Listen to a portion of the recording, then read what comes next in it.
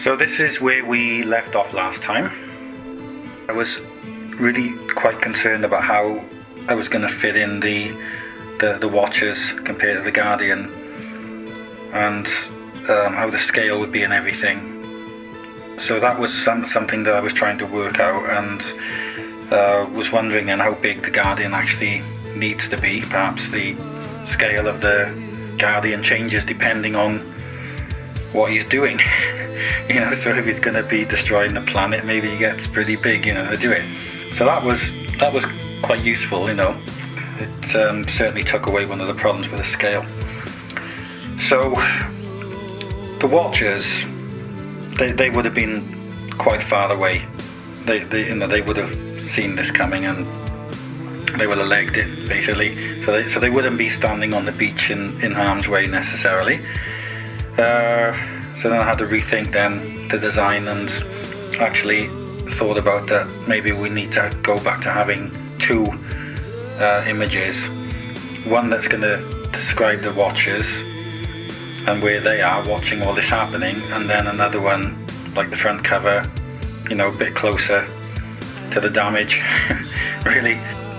So that's about as far as we go, and I got some ideas about maybe having some windbreaks, stuff blowing around,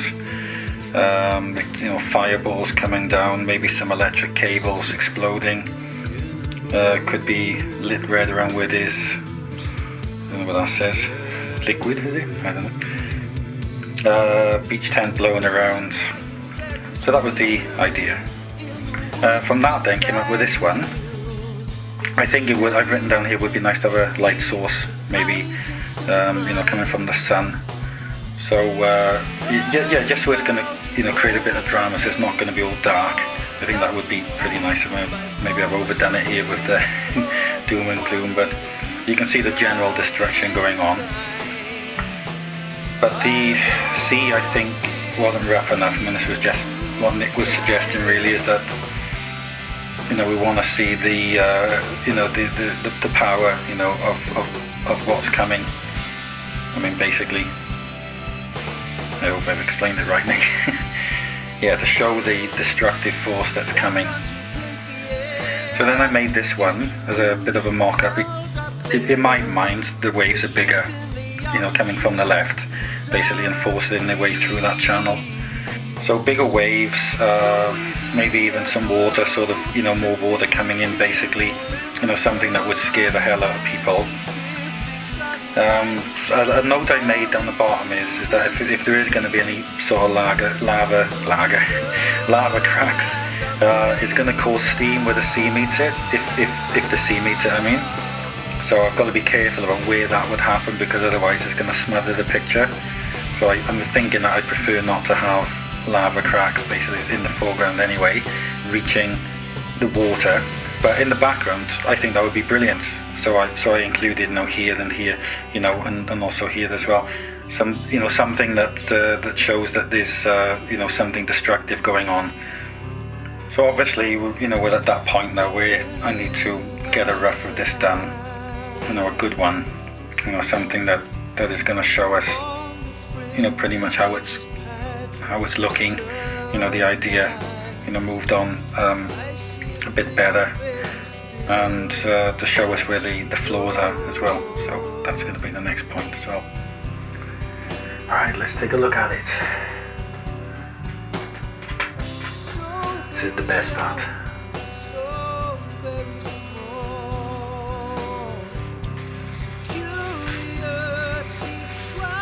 Here we are, my next design. I think that I've moved it on a little bit since the last one.